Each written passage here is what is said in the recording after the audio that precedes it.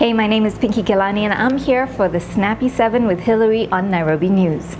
I'm now into social media as well as doing stuff for UNHCR, and I'm doing a TED Talk this Saturday. Tell us, what is mothers and daughters? Mothers and daughters is a beautiful bond. I think because I have this wonderful bond with my mom, and I have a beautiful bond with my daughter. Irreplaceable, unexplainable. Each relationship has a different dynamic, but when I talk about it, it makes me feel very alive. All right. You are the ambassador of UNHCR. Yes. How did that come about? So an ambassador is a bit of a bigger, broader word than they like to use. It's called high-level influencer.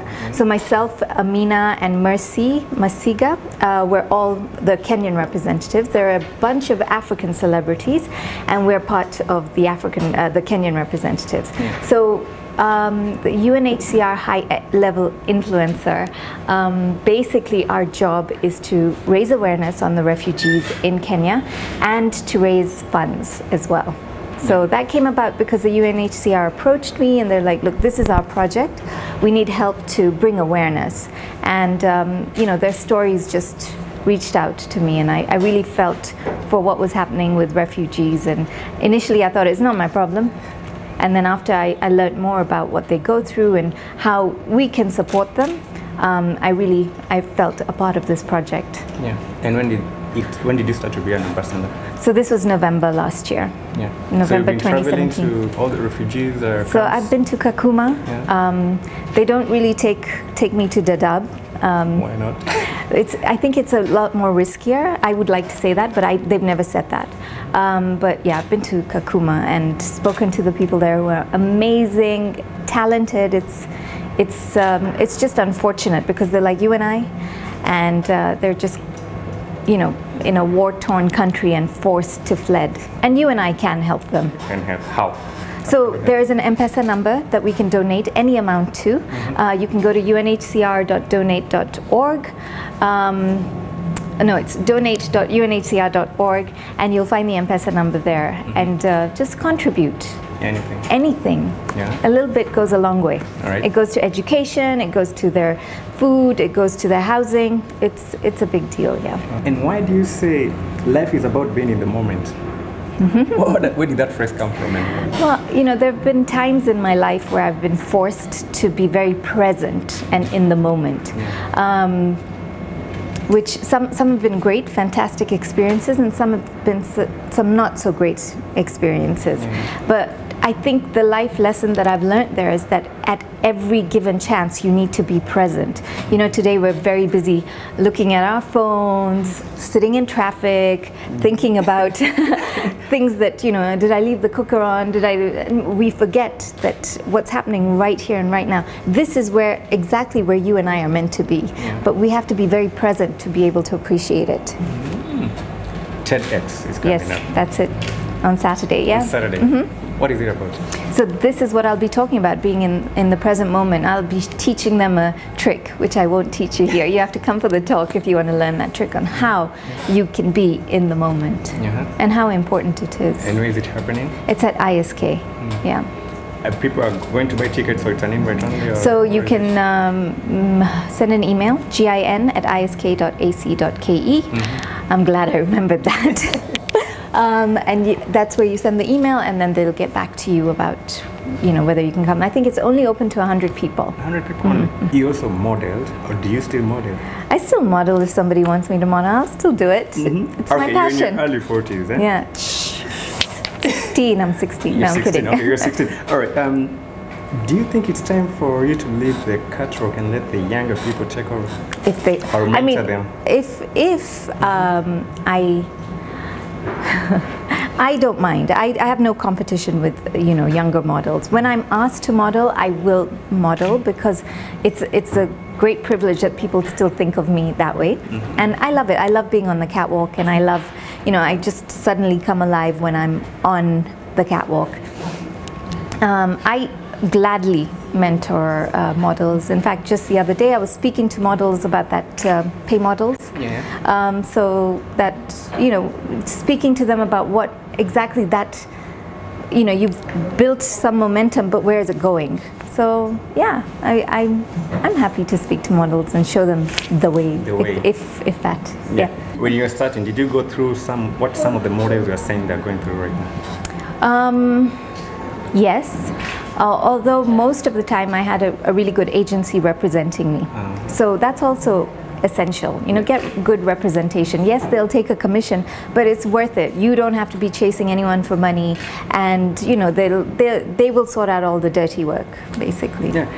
As a mother who uses social media so much, yes, how difficult is it to raise children in the house?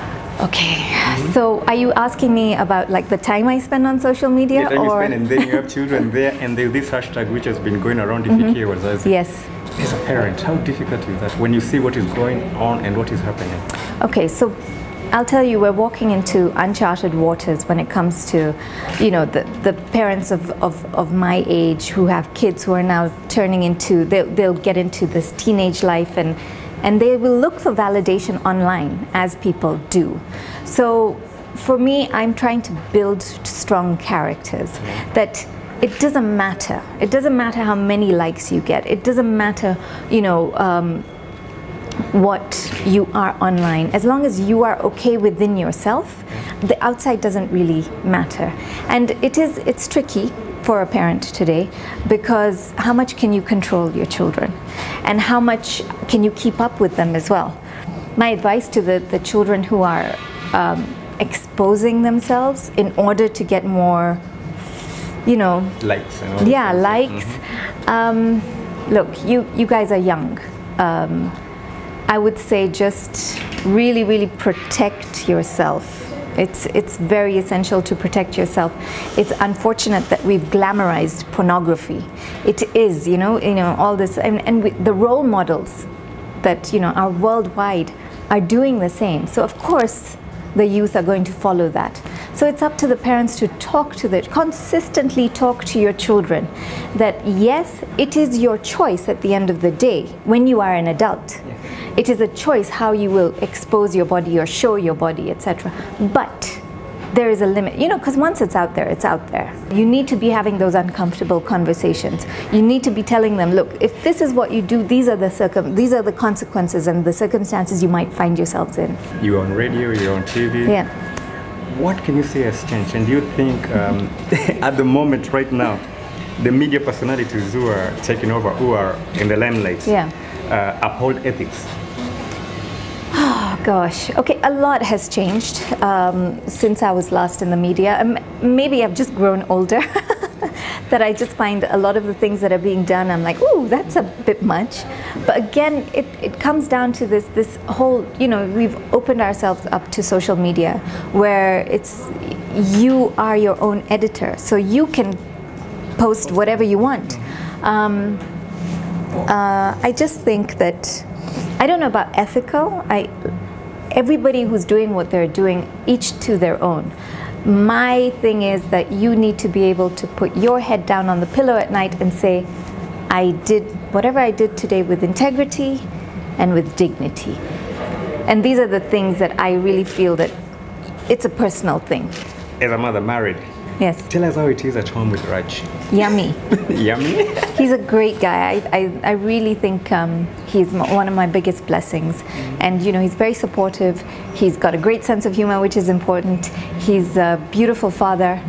It's just nice. You're older than he is. 3 years older. Dun, Still. dun, dun. Still. Is the age difference? I'm a cougar. Okay. Age difference, does it make any difference at home? No, it never really has. Between him and I, no. Yeah. If other people have a problem with it, well, that's their problem. Was it love at first sight? Pretty much so, yeah. It was. Yeah, like, oh, he's younger and I like him. No, I didn't even know his age, you know. I just, he was in university and I was just sort of in between jobs, and he was in university. Nairobi? Yeah, he was in university in the UK, but he was here on holiday, and you know, our eyes met and we just connected.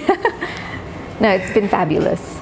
You chose to bank your one of your children's stem cells. Yes. Why? And can you tell us why you did it and what it means to you? Okay. Yeah. So stem cell banking is very interesting. I think it's the wave of the future in regards to medicine. Basically what they do is when the baby is born, they take the cord and they bank that, and then they extract blood and they bank that. Mm-hmm. Now with stem cells, of course, you know that it is the foundation. It basically grows your body. So anything, you know, they're still doing research. It's still very new, but it can help people. I'm looking for the word. Renew. So say for example you've shattered your knee, and there have been circumstances where they inject stem cells and it regrows, it regenerates. That's the word I'm looking for. Okay. Yeah. So you know, and it helps people with debilitating diseases. It's still in the process of research as to how many diseases, but at the moment 10 diseases it can assist with. Mm-hmm. So you know, stem cell banking it's like sort of an insurance policy, if you will. You take out insurance for yourself, and then this is just if in case something happens. There's a 1 in 4 chance that it could help a sibling. There's a 1 in 8 chance it can help a parent, you know, with those stem cells. You have a lot going on. How do you unwind at the end of the day? How do I unwind? I take a nice hot bath, relaxing music. Honestly, that's how I unwind. What advice will you give a 21-year-old Pinky?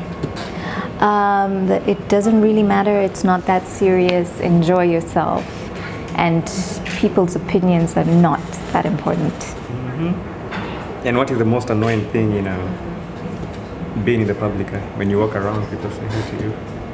Oh no, I love that. Being in the public eye is fun, it's fabulous. I like the fact that when I'm sitting in an Uber, the driver recognizing me, or like if I'm on a road and the chokora is like, Pinky, hi, Sema, what's up? I'm like, and then my kids are like, who's that? I'm like, my voters. Your voters? You take selfies with them? Yeah, I don't mind. Mm-hmm. I don't know if there's anything negative about being in the public. It's that people assume they know you, mm-hmm. when maybe they don't, mm-hmm. but that's okay. Sheng yako ikoaje? Poa. I remember you had a segment in Capital where people used to call in and give you some sheng. Yeah. Learn a lot, or you just let it go? go? So I learned a lot, but then sheng is constantly constantly changing, right? Mm-hmm. Okay, what do you remember? Gosh, what do I remember? I remember Nyasa J, but that was from way back when. Mm-hmm. Okay, I know. Like with traffic nowadays, you need to take chochoros. Mm-hmm. Is that right? So it hasn't been. It's up and down. It's up and down. I mean, and then everyone laughs at me because I have this accent. Mm-hmm. Yeah. So, but it's fine. Mlami. See, now that's new. I don't know what that means. Mlami. A white person. Ah, really? Mm-hmm. Okay. Yeah. That time it was Odiero. Maudiero. They're still there. They're still there. Yeah, so I'm speaking old school Sheng. I need to be updated. Can you say you've lived your life to the fullest? No, I think a lot of the times I've been a bit cautious. I've enjoyed what I've done, but again, going back to 21-year-old Pinky, I would tell her, just enjoy. Don't be so cautious.